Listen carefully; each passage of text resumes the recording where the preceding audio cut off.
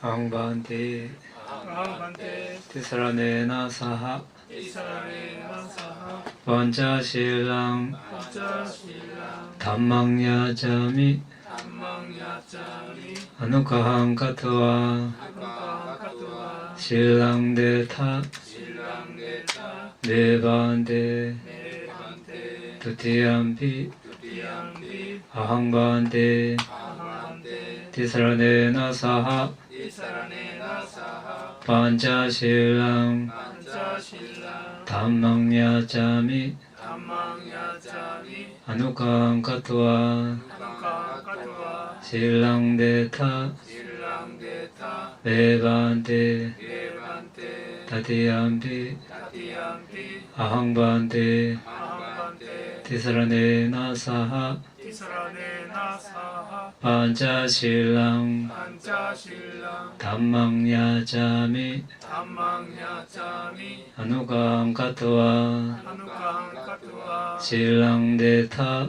실랑데타 네반데 네반테 야마와다미 다와데타 아마반테 나모타사 바가와토 아라하토 삼마삼부타사 나모타사 바가와토 아라하토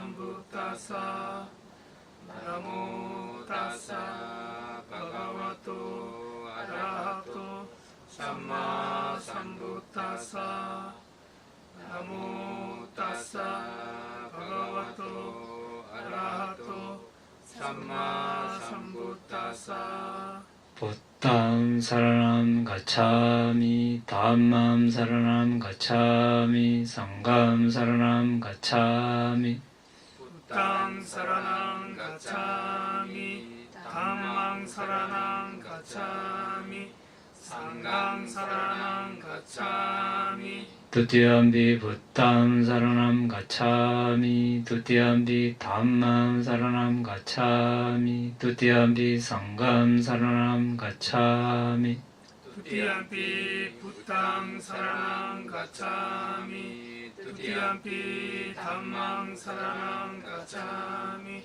두티암피 상강 사라낭 가차미 다티암비 부탐 사라남 가차미 다티암비 담맘 사라남 가차미 다티암비 상감 사라남 가차미 따티암피 부탕 사라낭 가차미 따티암피 담망 사라낭 가차미 따티암피 상강 사라낭 가차미 티사라나가마낭 파리푼남 아마반테 바나디바다 파나티바다 베라마니 시카바당 사마디야미 웨라마니 시카바당 사마디야미 아디나다남 아디나다나 베라마니 시카바당 사마디야미 웨라마니 시카바당 사마디야미 가메소미 차차라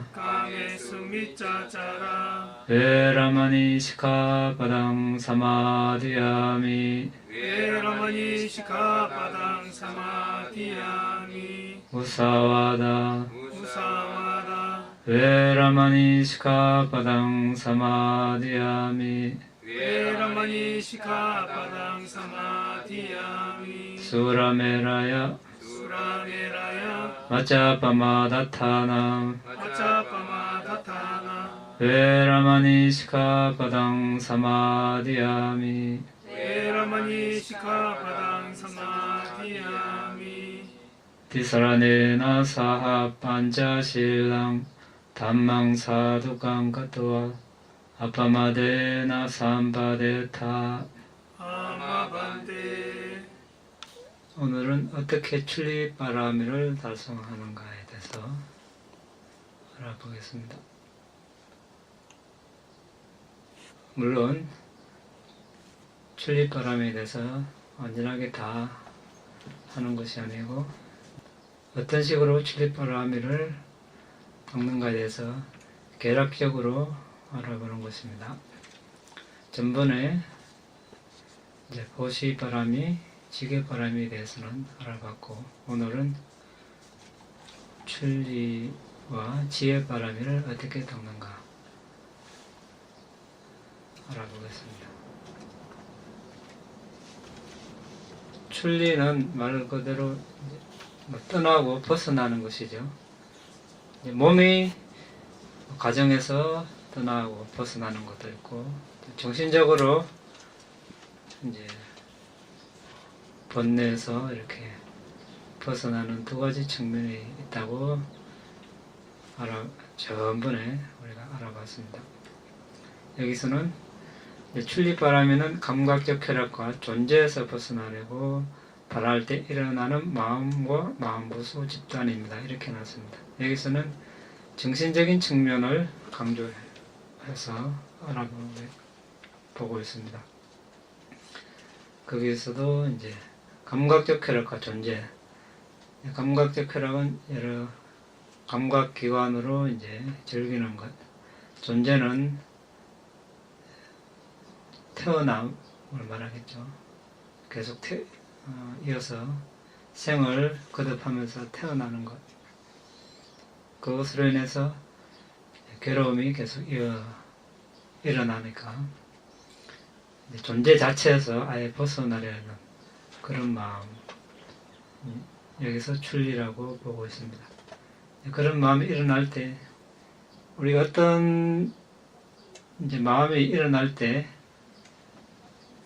마음과 마음 홀로 일어나지 않죠.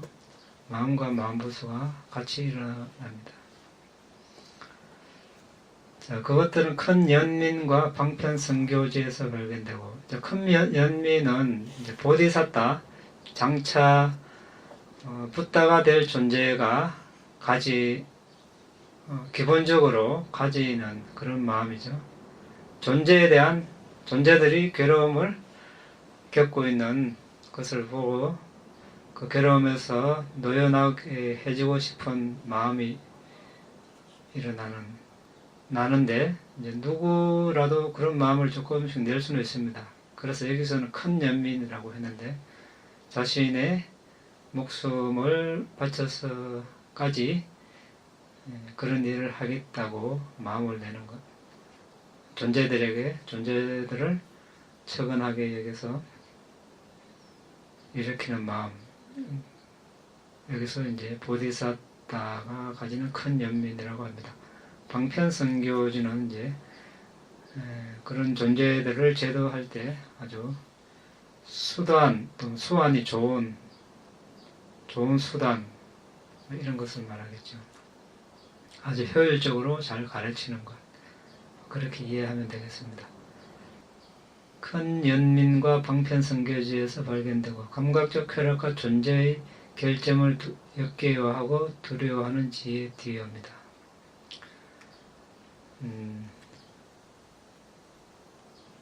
그러니까 감각적 쾌락에 대해서 역겨워하고 두려워해야 이제 여기서 벗어나야 되겠다는 마음이 일어나겠죠. 왜냐하면 감각적 쾌락을 즐기기 위해서 많은 시간과 노력을 또 들여서 어떤 그런 대상을 성취했을 때 이제 그런 즐기는 것은 잠깐이고 그 과정에서 많은 불선업을 쌓게 되겠죠. 그래서 보디사타나 과거, 현재, 미래의 지혜로운 사람들은 거기에서 두려움을 본다고 합니다. 그러므로 보디사타는 먼저 역경과 두려움의 지혜로 감각적 쾌락과 존재에 대한 결점을 식별하기 위해서 착수합니다. 다음과 같이 식별합니다. 제가 생활은 모든 종류의 번뇌가 머무는 장소이기 때문에 아내와 자식과 같은 방해물이 있어서 공덕행을 하는데 한계가 있기 때문에 매매, 거래, 경작과 같은 잡다한 활동에 연루되고 얽히기 때문에 출리의 행복을 성취할 수 있는 적당한 장소가 아니다. 여기는 이제 보디사타가 남자라서 이렇게 표현을 해놨습니다. 그리고 감각적 그 밑에 감각적 쾌락은 날카로운 칼 끝에 있는 한 방울의 꿀과 같아서 즐길 만한 것이라기보다 해로운 것으로 판명되었습니다. 예, 칼 끝에 있는 꿀을 이제 핥아 먹으려면 이제 혀가 다칠 수도 있겠죠. 그래서 감각적 쾌락도 그렇다는 겁니다. 즐길 때는 좋겠지만 그 이면에 아주 여러 가지 결점이 많다는 거죠. 향락은 간헐적인 번개불로만 보여지는 극장의 구경거리처럼 덧없는 것입니다. 그것들은 미친 사람의 장신구처럼 왜곡된 지각으로만 즐길 뿐입니다. 그것이 이제 즐겁다고 잘못 아는 것이죠. 왜곡되게 한다는 것이죠. 사실은 즐겁고 좋은 것이 아니라 깨달음, 니빠나 얻는데 방해가 되는 그런 것들이죠. 그리고 그런 것들이 궁극적으로 성취해야 할 것들이 아니고 하나의 신기루 같은 그런 것이란 뜻이 되겠습니다. 그것들은 똥무더기를 덮어 위장하는 물건처럼 기만적이고 손가락에 있는 습기를 핥아먹는 것처럼 만족스럽지 못합니다. 다 채워주지 못한다는 것이겠죠. 아무리 성취해도 그런 것들을 즐겨도 다 만족스럽게 채워주지 못한다는 것입니다. 가지면 가질수록 더 가져야 되고 즐기면 즐길수록 더 즐겨야 되고 끝이 없습니다. 그것들은 굶주린 사람이 개걸스럽게 먹는 음식처럼 손해를 가져오고 괴롭고 고리의 미끼처럼 불행의 무더기를 야기하고 낚시바늘에 이제 미끼 물면은 이제 낚이죠. 그것처럼 괴로운 무더기를 야기하고 타오르는 불길의 열처럼 과거, 현재, 미래의 괴로움을 야기합니다. 우리가 집성제, 고집 멸도에서 집성제가 가래이죠.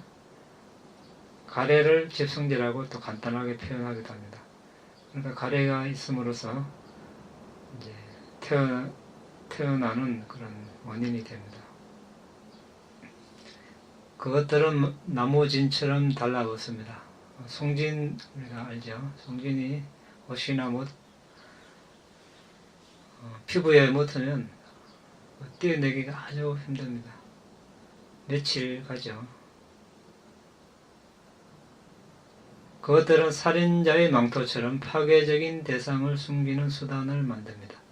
이와 같이 감각적 쾌락과 존재에서 먼저 단점을 식별하고 그 다음 보디사타가 달성하는 출리바라미인 그것들로부터 벗어남에 대한 장점을 식별합니다. 지금까지는 이제 단점이고 이제는 장점을 한번 봅시다. 가정생활에서 출가하는 것이 출리바라미의 토대이기 때문에 붓다의 가르침이 없는 시기에 이 바라미를 달성하기 위하여 보디사타는 업에 대한 믿음과 업의 결과에 대한 믿음이 있는 언둔자나 유행자 아래에서 금욕 수행자의 삶을 선택합니다. 하지만 깨달은 분이 즉 붓다가 세상에 출현하시면 붓다 교법 안에 들어가 비구상가에 들어가 이제 출가를 합니다. 이제 24분의 우리가 붓다가 있다고 우리가 알고 있습니다. 그 동안에 이제 보디사타는 9번 비구로 출가하고 5번은 은둔 수행자로 이제 출가해서 출리바라미를 닦았습니다.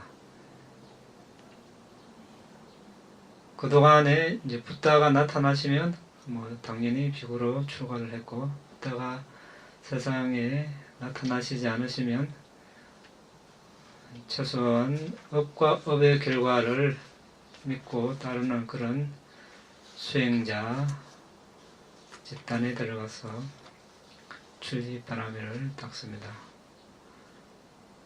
오랜 세월, 그러니까 윤회를 하면서 우리도 그렇겠죠.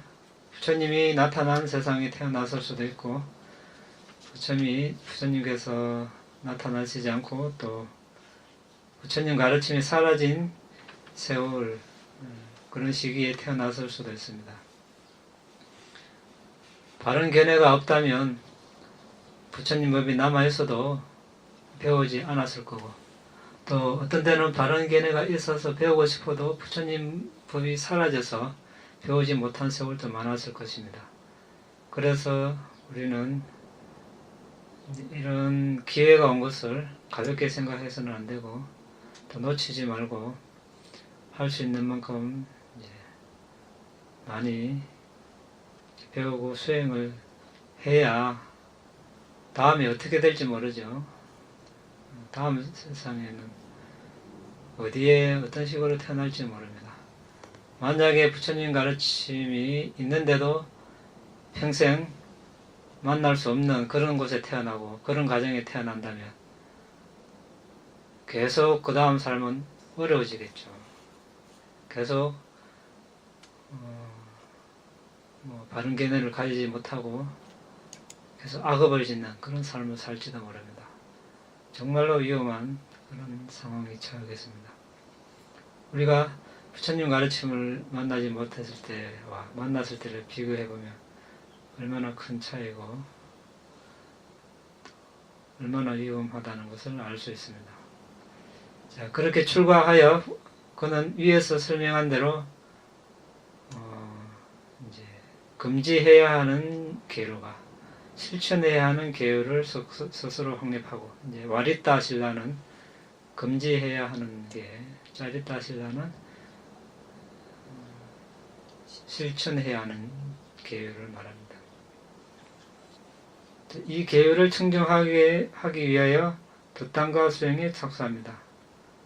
득단가는 분소의, 그러니까 버려진 천조각을 주어서 깨끗이 빨아서 이제 기워서 가사를 만들어 있는 것. 두 번째는 아랫가사, 윗가사, 겉가사 세 가지만 가지는 것. 세 번째는 탁발 음식만 먹는 것. 네 번째는 탁발하는 동안 집집마다 차례대로 건너뛰지 않고 하는 것. 그리고 한 자리에서 먹고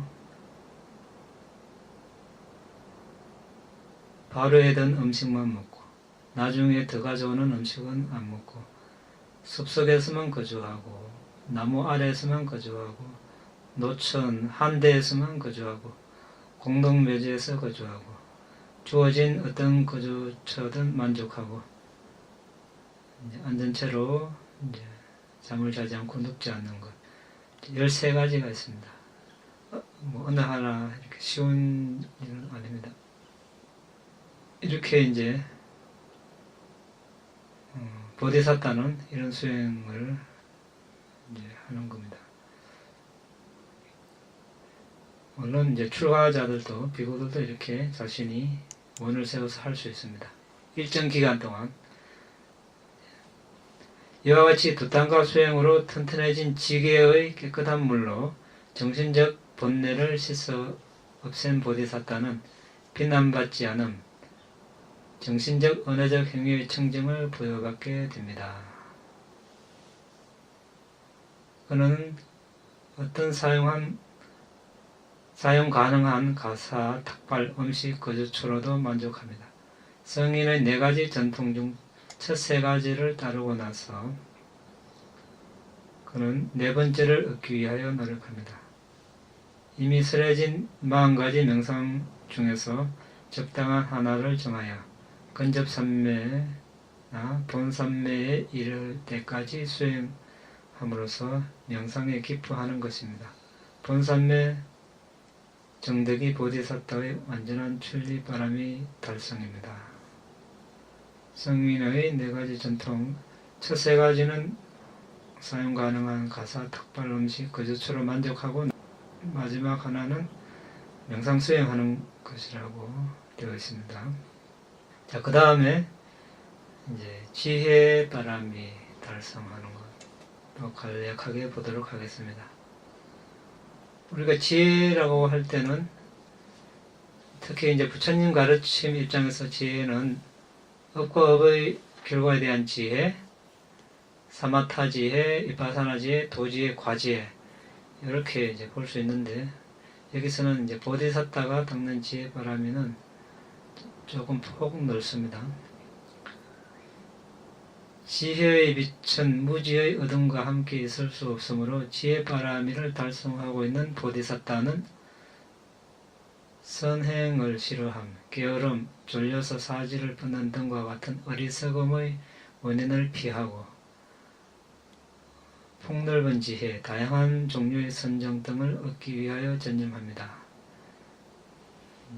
지혜를 얻는 세 가지 측면에서 지혜를 보면 배워서 아는 지혜를 수타마야 빠냐 이렇게 이야기하고 사유하여 얻은 지혜를 찐따마야 빠냐 명상으로 얻은 지혜를 바와나 마야 빠냐 이렇게 합니다.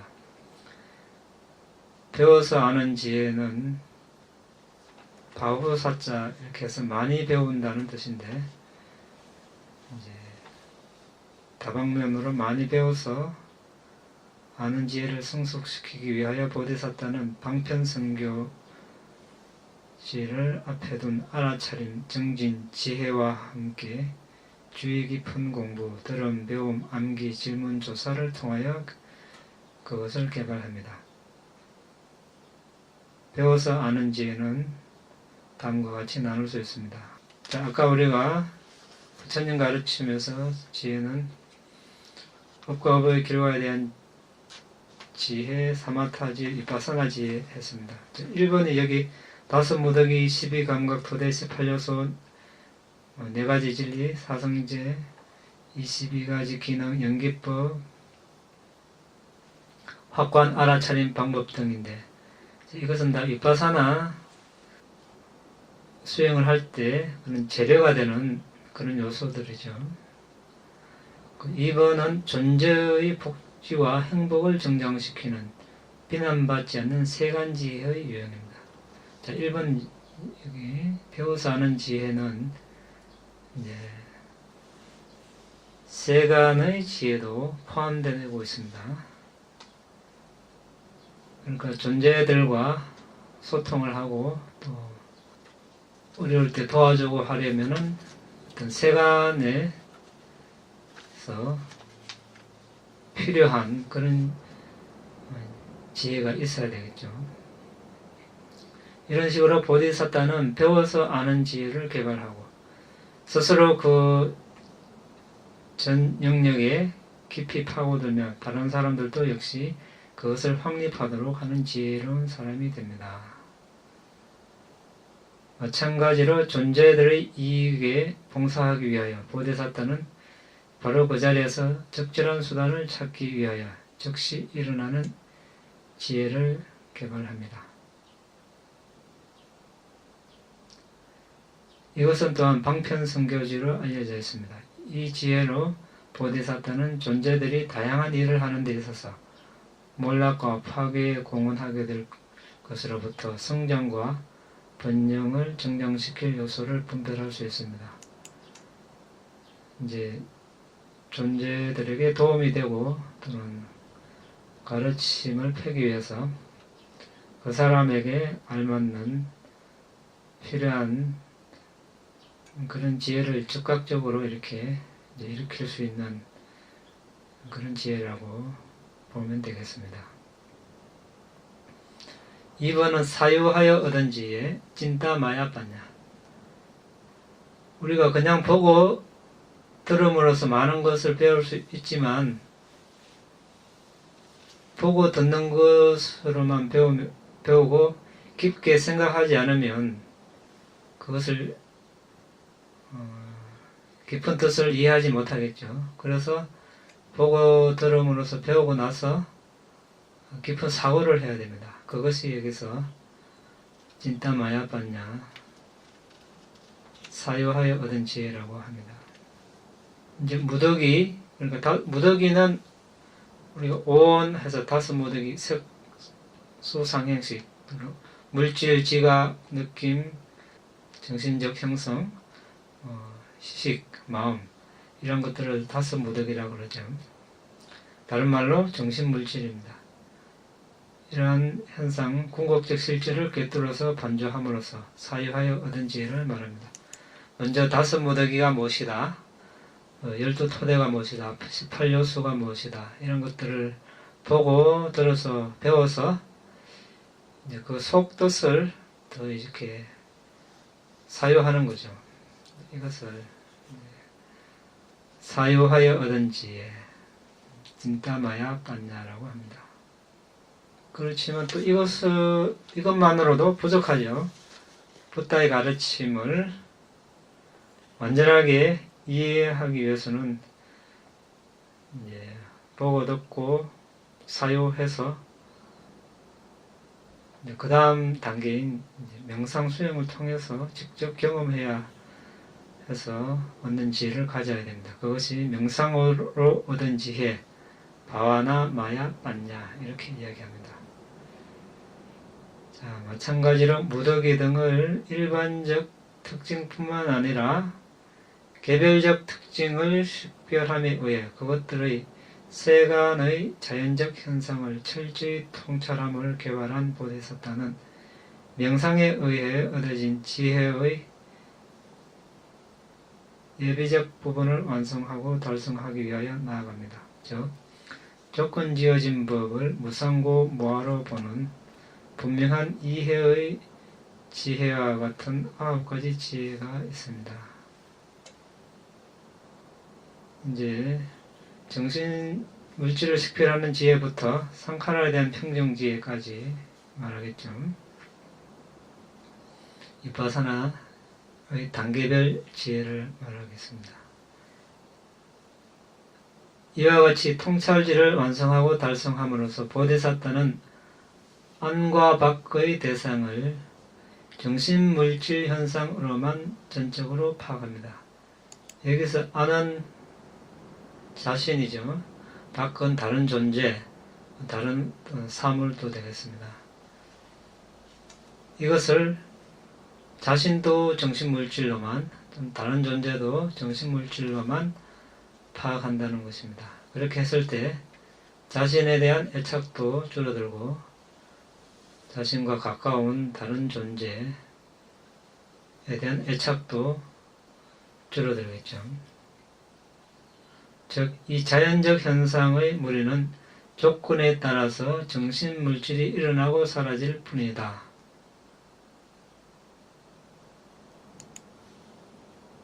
실제하는 창조자도 다른 이에게 창조하게 하는 자도 없다. 정신물질이 일어났다가 사라질 뿐이니 무상이다. 이것은 끊임없이 일어남과 사라짐 때문에 괴로움이다. 그것은 통제될 수 없고 다스릴 수 없어서 무아이다.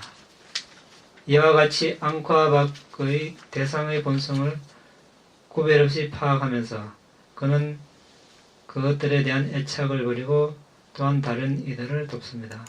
자, 이것은 비파사나 수행에 대한 아주 간략한 설명이 되겠죠. 예를 들어서 우리가 들숨날숨을 잘 수행해서 초순정에 들었다면 초순정에 들어서 나와가지고 마음문이 있는 방가가 일어나고 있는 심장 쪽으로 주의를 기울이면 거기서 선정 인식 과정이 일어나는 것을 볼 수 있겠죠. 인식 과정은 이제 심찰나로 되어 있습니다. 각 심찰나에서 또 마음부수가 있습니다. 그런 마음부수들을 보고 있으면 어떻습니까? 여기 아주 빠르게 일어났다가 사라지겠죠.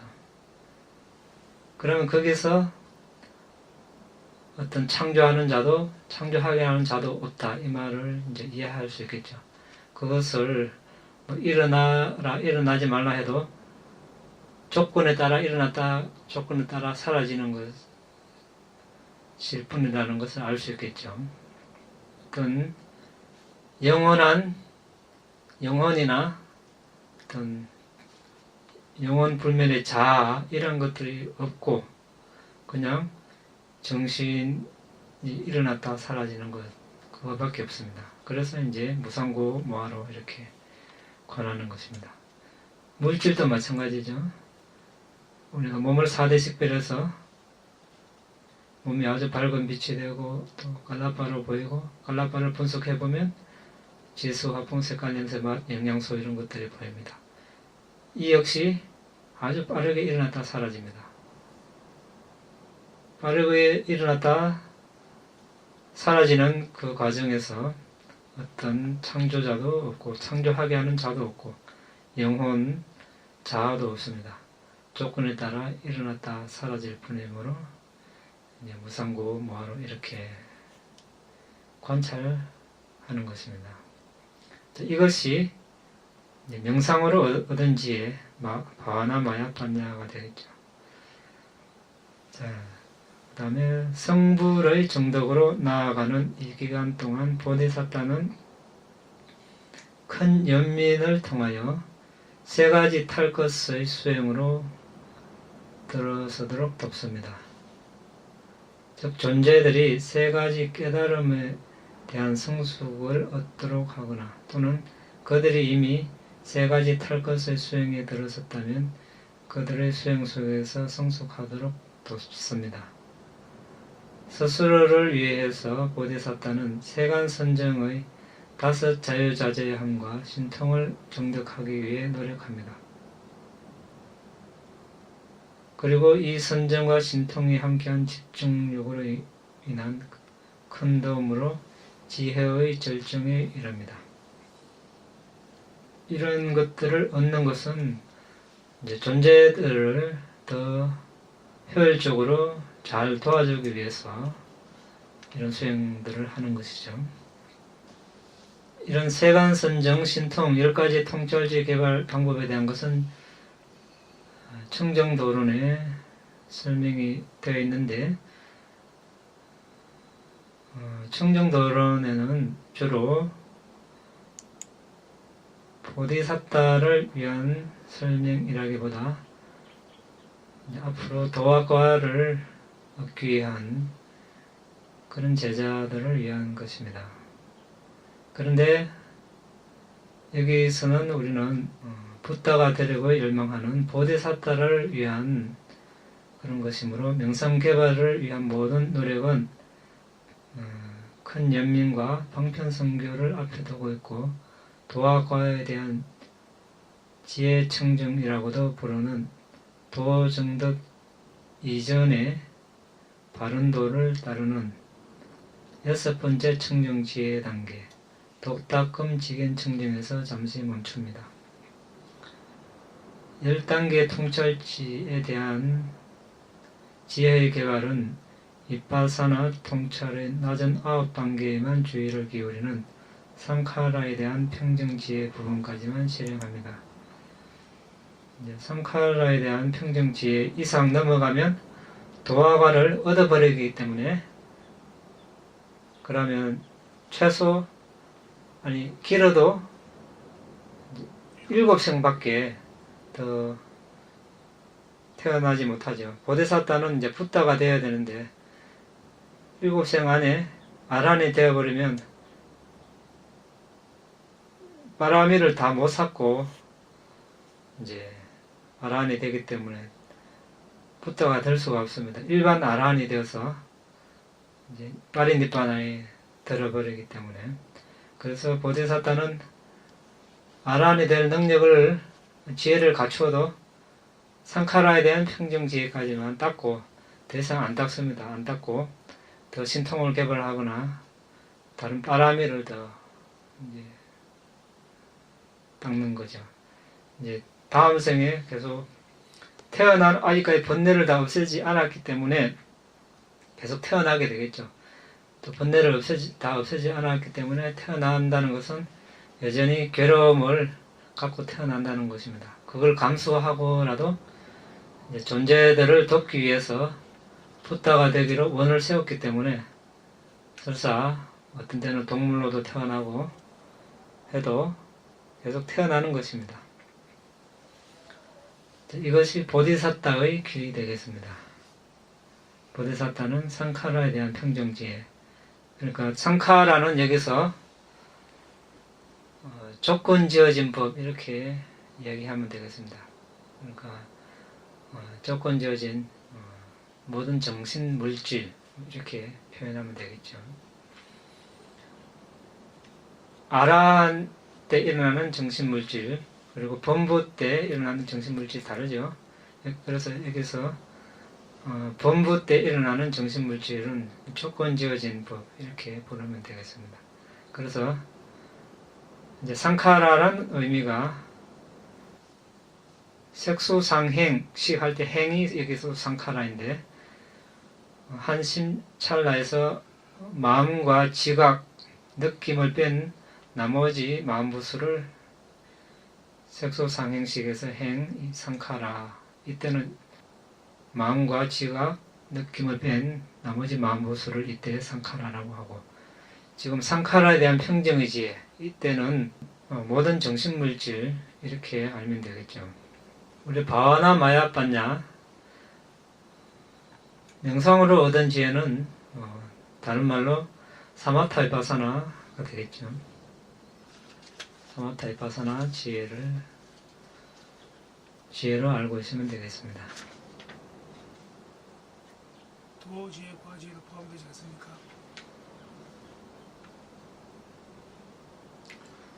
여기서는 이제 명상 수행 측면에서 보기 때문에 사마타 수행, 비파사나 수행이 되겠죠.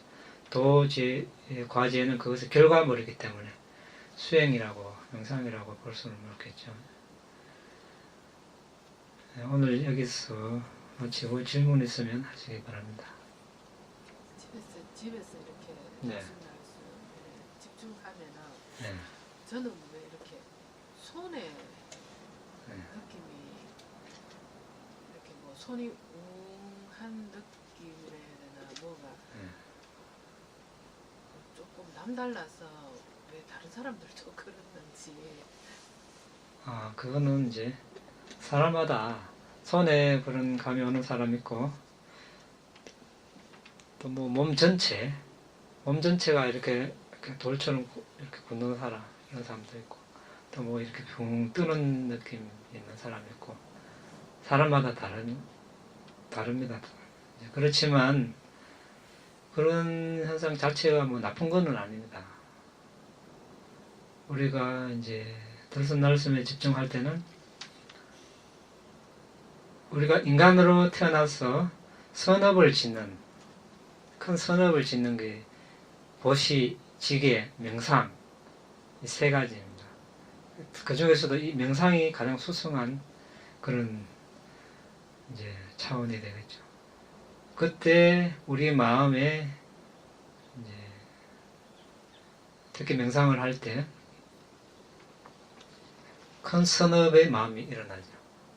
큰 선업의 또 마음은 그러니까 심장 물질을 의지해서 일어나는 마음은 그러니까 재생 연결식을 제외하고 심장 물질을 의지해서 일어나는 모든 마음은 마음에서 생긴 물질을 만듭니다.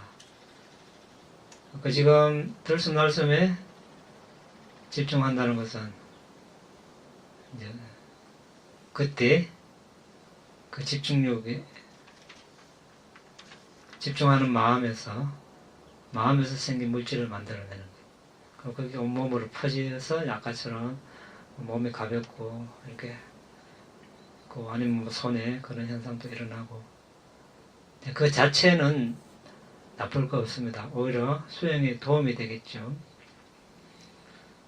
그런데 이제 그게 너무 즐기거나 빠지고 주의를 반복해서 보내면 이때 그것이 이제 장애가 될 수 있습니다. 방해가 될 수 있어요. 그 자체는 좋은데 그런 마음을 계속 뺏기면 방해가 된다는 거죠. 예. 저는 이제 제가 개인적으로 예, 사람들을 아픈 사람 이렇게 이침도 해주고 예, 이렇게 조금 케어를 하다 보니까 네.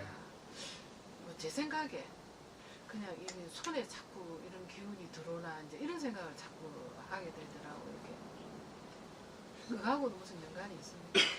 있을 수도 있습니다. 왜냐하면은 이제 그렇게 하다 보면 거기서 계속 습관적으로 이제 이런 손을 하는 경우도 있다 보니까 이제 저는 손에 계속 이게 지금 여기다 의식을 안 두는데 왜 자꾸 손에 이게 뭐 계속 이렇게 이 느낌이 남다르나는 이 생각을 자꾸 들어갖고 이제 그런 일을 계속 하다 보면 우리가 뭐든지 습관, 반복해서 하는 것이 우리를 만들어가는 거거든요. 어떤 데는 알게, 어떤 데는 모르게 그런 것들이 일어나죠. 하지만 워낙 그것이 빠르게 일어나다 보니까 우리가 어떤 데 감지를 못하고 그게 일어날 수도 있죠. 하지만 뭐든지 의도 없이는 일어나지 않습니다. 다 거기 순간적으로 워낙 빠르다 보니까 알아채지 못하기 때문에 이제 그럴 수 있는데 이제 주의를 기울여서 알아차림을 이렇게 깊게 하다 보면은 그걸 알 수가 있죠. 어쨌든 그것 어떤 습관적인 문제입니다. 그러니까 그쪽으로 예를 들어서 이제 들숨날숨을 아는 수행을 하기 전에 다른 어떤 몸의 여러 가지 현상이나 정신적으로도 일어나는 것을 일어나는 대로 이렇게 보다가 숨만 이렇게 보라고 하면 수행자들이 어려워하죠. 왜냐하면 습관이 이미 다른 감각을 본다거나 이런 걸 보는데 익숙해 있기 때문에 이제 그렇지만 이제 또 새로운 습관을 들여야 되겠죠. 숨만 보는 습관. 마음이 딴 데 가면은 다시 돌아오는 그런 습관을 이제 또 들여야 되겠죠. 그러기에는 이제 좀 시간이 필요하겠죠. 그러니까 그것을 계속 허용하지 말고 이제 결심을 강하게 해서 수행 시작하기 전에 다른 데는 주의를 기울이지 않고 숨에만 주의를 기울이겠다 이렇게 다짐을 하고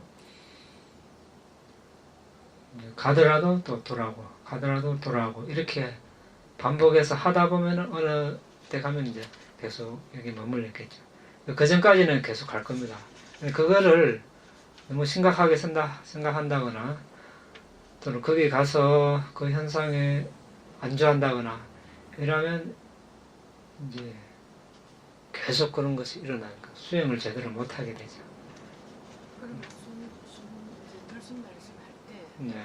복식 호흡을 이렇게 해도 상관없는 거예요. 이제 복식호흡을 한다는 그 말 하나를 한번 생각해 봅시다. 자, 그럼 숨을 들으시면 배가 알고 쑥 나옵니다. 자, 그걸 아는 순간 숨은 알 수가 없습니다. 배가 부르고 꺼지는 그 움직임이 먼저 드러나죠. 그러면 배가 움직이는 그것이 대상이 되어버리죠. 숨이 대상이 될 수가 없습니다. 그렇죠. 그래서 주의를 코앞에만 두라는 이유가 몸 다른 부위로 두거나 또 코 안으로 따라 들어가면 숨 이외에 다른 대상이 먼저 일어나 버리고 또 그것이 더 숨보다 더 강하기 때문에 선명하기 때문에 마음은 강하고 선명한 걸 먼저 쫓아가게 되겠죠. 그래서 배가 부르고 꺼지는 그쪽으로 마음이 가버립니다. 그러면 코앞에 아주 미세한 숨을 알기가 어렵다는 겁니다. 그렇죠?